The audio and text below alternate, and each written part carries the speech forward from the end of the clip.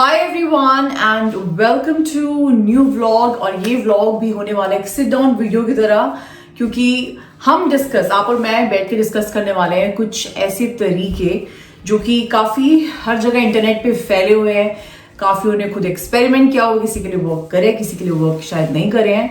कुछ ऐसे तरीके जो कि हेल्प करते हैं नेचुरली लेबर इंड्यूस करने में। अब ये कितना सच है कितना नहीं है मैं अभी इसके लिए इतना वाउच नहीं कर सकती, because right now I am pregnant, 39 weeks pregnant, 9 month is going on and काफ़ी ऑब्वियसली मेरी due date is coming close by. तो मुझे काफ़ी सारी रिकमेंडेशंस आई आप लोगों की तरफ से कि ऋषि ये करो वो करो, मैंने ये काम किया था तो आप ये ट्राई करो। तो मैंने सोचा क्यों ना इस पर एक अच्छी सी वीडियो बनाई जाए एंड वो तो मैं आपको बाद में बता पाऊंगी कि मेरे लिए क्या काम किया। अभी फिलहाल मेरा फोकस है कि मैं जितना मुझसे हो सकता है उतना मैं ट्राई करो कि मुझे नेचुरली लेबर इंड्यूस हो।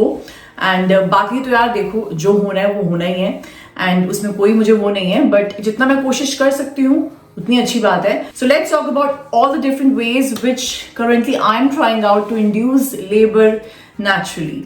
डिस्क्लेमर ये है कि भाई ये सारे जो तरीके हैं ये इंटरनेट पे मैंने पढ़े हैं, सुना है इनके बारे में, ट्राइड एंड टेस्टेड अभी नहीं है, मैं खुद ट्राई कर रही हूँ इनके बारे में। तो please before you start to try all these things, definitely consult with your doctor, your gynecologist, your midwife, and if you feel right to do it, if everything is fine, then only try. Otherwise मैं किसी को वो नहीं कह रही हूँ कि भाई आप ये करो ही करो, बट यार ये जरूर है कि जो मैं ट्राई कर रही हूँ इन सब तरीकों में से मैं आपके साथ वो जरूर शेयर कर सकती हूँ। और मैं कमेंट्स में ये जरूर सुनना चाहूंगी कि भाई आपके लिए क्या काम किया, व्हाट वाज दैट वे जिससे आपको लगा कि यार इससे मेरी लेबर इंड्यूस हुई थी। तो चलो वीडियो को शुरू करते हैं। ओके, तो सबसे पहला तरीका है कि भाई स्टे एक्टिव। ये हर कोई आपको बोलेगा कि when you are reaching towards the end of your pregnancy it's better to stay active, because बोलते हैं if you are sitting on the couch the baby will also sit on the couch. And it's like एक दोनों तरफ से process होता है कि even baby को अगर आपको एंगेज कराना, that's a terminology which is being used by doctors and midwife की, अगर आपको बेबी को एंगेज कराना है तो आपको थोड़ा सा एक्टिव रहना या अपराइट रहना बहुत जरूरी होता है। But obviously we have to keep in mind कि हर किसी की सिचुएशन अलग अलग होती है। अगर आप बेड रेस्ट पे है या फिर कुछ भी आपके साथ कोई भी और भी चीज है तो you have to be an exception for that. But generally बोला जाता है कि if you are the more you are active the more are the chances कि भाई आपकी जो लेबर है वो नेचुरली इंड्यूस हुएगी। तो एक्टिव रहने का सबसे कॉमन तरीका होता है कि वॉक करो। जितनी आप वॉक कर सकते हो उतना आपको हेल्प करता है। तो मैं अभी ट्राई कर रही हूँ कि मैं जितनी अपने हिसाब से वर्क कर सकती हूँ। ऑब्वियसली अब मैं किलोमीटर्स तो नहीं चल सकती हूँ, बिकॉज मेरे साथ भी एक सिचुएशन है कि मुझे I have shared it multiple times कि मुझे पेल्विक गर्डल पेन की जो दिक्कत है वो शुरू हो गई थी 6 मंथ ऑफ प्रेगनेंसी में, आई थिंक सो।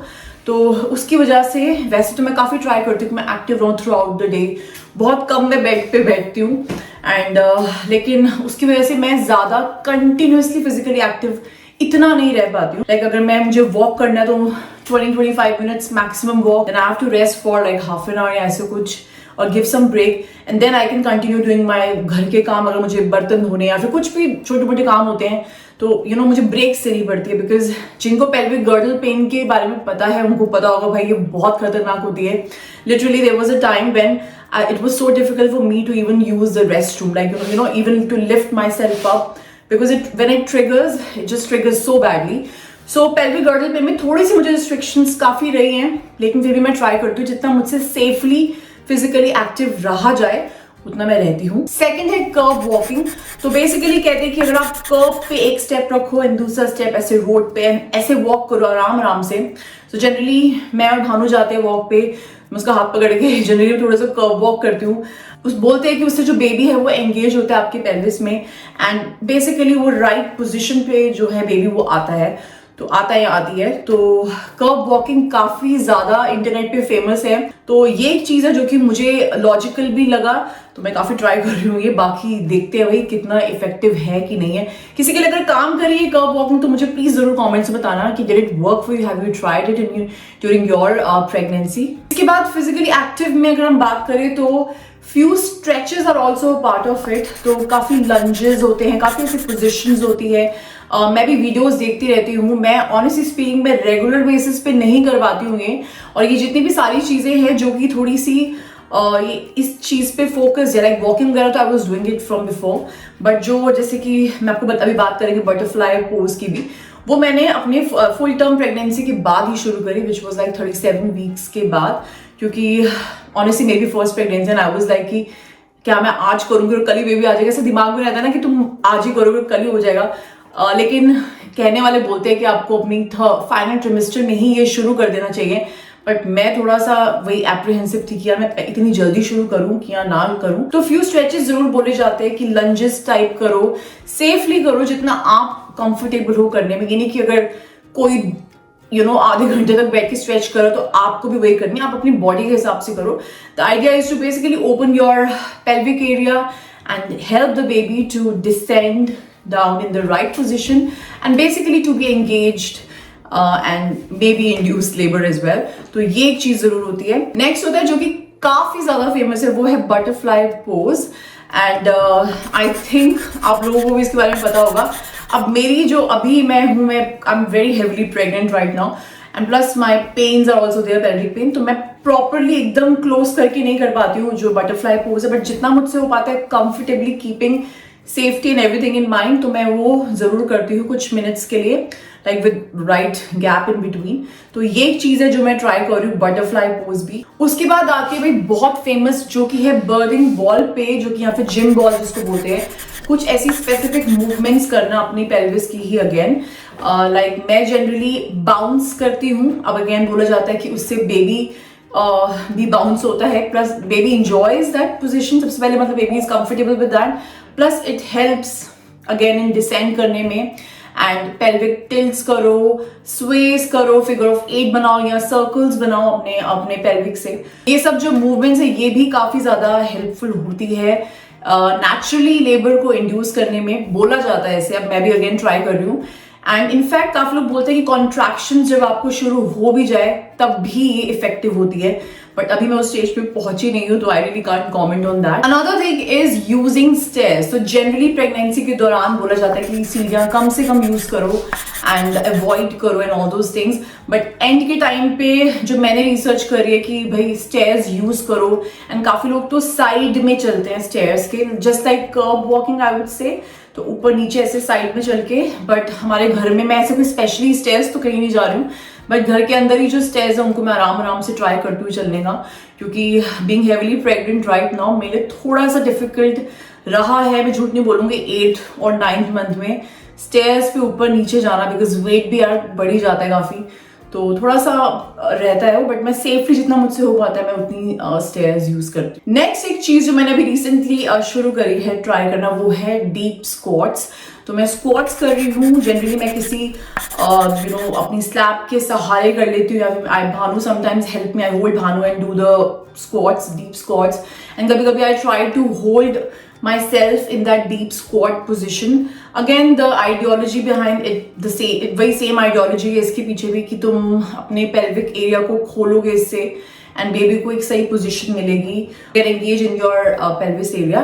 तो स्क्वाट्स भी मैंने अभी रिसेंटली शुरू करे हैं। तो ये भी एक चीज है जो मैंने नई शुरू करी है after my 37th week only. मुझे पता है काफी लोग बहुत पहले शुरू कर देते हैं, बट मैंने जो करा है मैं आपको वही बता रही हूँ। मैंने भी थोड़ी रिसेंटली ये चीजें शुरू करी है एंड ऑनेस्टली थोड़ा सा डिफिकल्ट है इतने वेट के साथ, और पेन मतलब थोड़ा सा डिफिकल्ट चैलेंजिंग रहता है स्क्वाट्स करना। नेक्स्ट जो चीज है वो एक्चुअली देसी नुस्खा है, जो कि दादियां, नानियां, मम्मियां ये सब बोलती हैं। एंड मुझे काफी आप लोगों ने मुझे बताया कि भाई ये भी ट्राई करो। सबसे पहले तो मैंने 9th मंथ की स्टार्टिंग से ही मैं बोलूंगी, या फिर थोड़ा से पहले देसी घी की कंजम्पशन थोड़ी सी बढ़ाई थी, क्योंकि मुझे जैसा मुझे मम्मियों ने बोला तो थोड़ा थोड़ा जैसे खाने में ही ज्यादा देना शुरू कर दिया था। जो वैलिड रीजन है वो ये है कि भाई तुम्हें अंदर से थोड़ा स्ट्रॉन्ग बनाता है वो।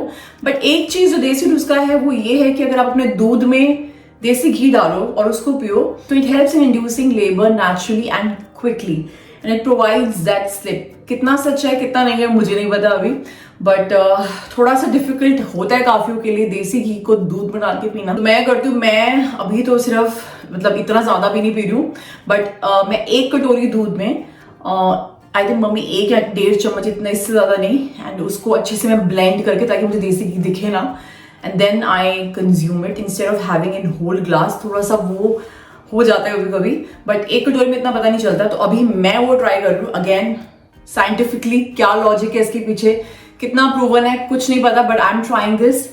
Whatever will work for me, I definitely let you know कि भाई कैसे कुछ काम किया या नहीं किया। नेक्स्ट, जो कि काफी लोग मुझे बोल रहे हैं कि उर्वशी स्पाइसी फूड खाओ।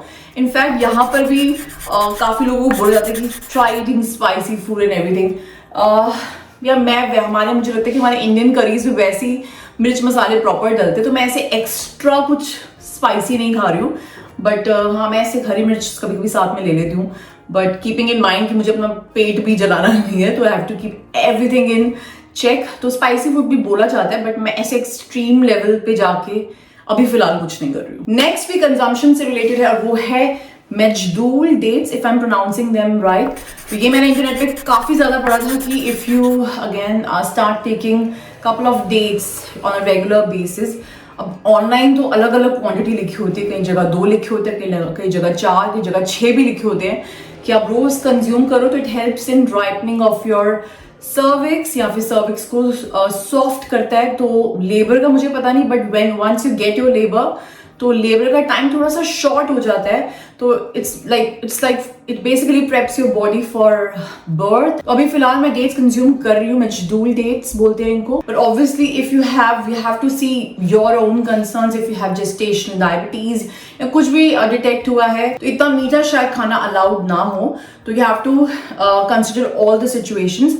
तो मैं डेट्स जरूर कंज्यूम कर रही हूँ। नेक्स्ट वीक बहुत इंटरेस्टिंग चीज है, आई थिंक मैंने इंडिया में ये ज्यादा नहीं सुनी, बट मैंने यहाँ पे बहुत ज्यादा सुनी है ये, कि to consume raspberry leaf tea, and उससे भी जो लेबर है उसका टाइम छोटा हो जाता है, या फिर लेबर जल्दी आपकी इंड्यूस नेचुरली होती है। तो ये भी मैंने अभी 37 वीक के बाद ही शुरू किया था, because again I was like यार ये मेरेकल चीजें होंगी, मैं एक दिन लूंगी, सेकेंड डे की लेबर इंड्यूस ना हो जाए। तो when once I was full term pregnant, then I started taking it, and कोई मैं ऐसे एक्सट्रीम क्वांटिटी में नहीं ले रही हूँ, कभी कभी भूल भी जाती हूँ लेना, रोज भी नहीं ले पाती हूँ, बट हाँ ऐसे ये रास्पबेरी टी लीफ मैं जरूर ट्राई कर रही हूँ। Another thing which I have heard is consuming pineapple. तो पाइनएप्पल और पपाया 2 फ्रूट्स ऐसे जो कि बिग नो होते हैं वही प्रेगनेंसी के दौरान, but pineapple towards the end of your pregnancy, like इस टाइम पे बोलते हैं कि भाई खाओ, बिकॉज वो कॉन्ट्रैक्शंस इंड्यूस करते हैं। अब मैं भी पाइनएप्पल मैंने लेना शुरू नहीं किया, क्योंकि मैंने इसके बारे में ऑनलाइन ये पढ़ा था कि भाई ले रहे हो तो आपको बहुत ज्यादा क्वांटिटी में लेना पड़ता है, तभी कुछ इफेक्ट दिखेगा।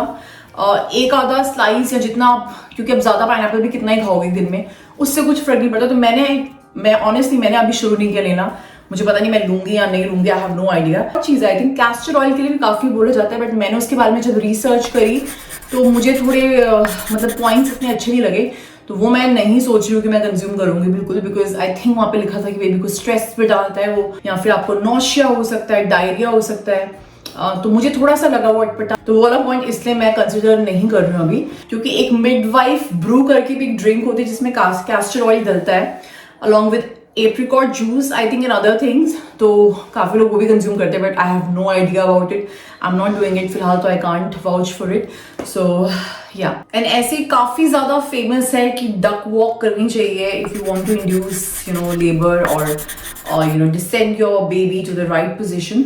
बट मैंने ट्राई करा था, मेरे लिए प्रैक्टिकली बिल्कुल पॉसिबल नहीं है डक वॉक, या फिर वो बैठ के क्या बोलते हैं पोचा लगाना, ऐसी वाली जो मूवमेंट होती है, because again because of my pelvic girdle pain बहुत ज्यादा वो ट्रिगर हो जाती है, तो I didn't feel safe doing that. So again, like I said, कि जितना भी फिजिकल एक्टिव वाली चीजें हैं, I think walking is the safest, but हर किसी की बॉडी अलग अलग होती है। प्लीज अपने आप को किसी से भी कंपेयर मत करो।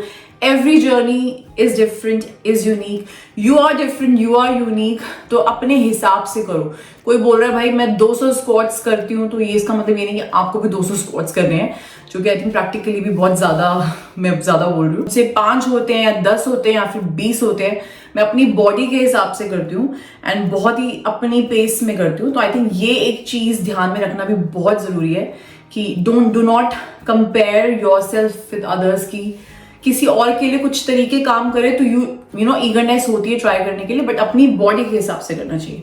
तो ये एक चीज मैं जरूर मेंशन करना चाहती हूँ। बट अभी फिलहाल I am trying, you know जैसे होता है ना, ये हफ्ता 10 दिन I want to try couple of things to stay active and to consume the right things जो कि मुझे भी सेफ लग रही है वैसी वाली चीजें कि अगर नेचुरली लेबर इंड्यूस हो सकती है तो भाई why not, but we are ready whenever the baby is ready to come. Babies के अपना ही विल होते हैं, अपनी ही चाह होती है, उनको जब आना होता है तभी आते हैं। वैसे मैं चाह रही हूँ कि नेचुरल बर्थ जिसको बोलते हैं वो हो जाए तो अच्छी बात है, otherwise baby should come into this world safely, चाहे वो किसी तरीके से भी आए, and that's what I want and I think सारी मम्स टू भी यही चाहती हैं। Anyway guys, this was the video all about. I just thought कि यार मैं आपको बताऊं मेरे अभी दिमाग में क्या क्या चल रहा है, मेरी लाइफ में भी क्या क्या चल रहा है, and what I'm doing exactly to prep myself for labor, for birth, and just wish me luck and keep sending your love and your blessings the way you have been doing throughout this journey, and hopefully I'll meet you soon with the baby, and fingers crossed everything will go nicely and smoothly. मिलती हूँ मैं आपसे बहुत जल्द, and thank you so much for all the love.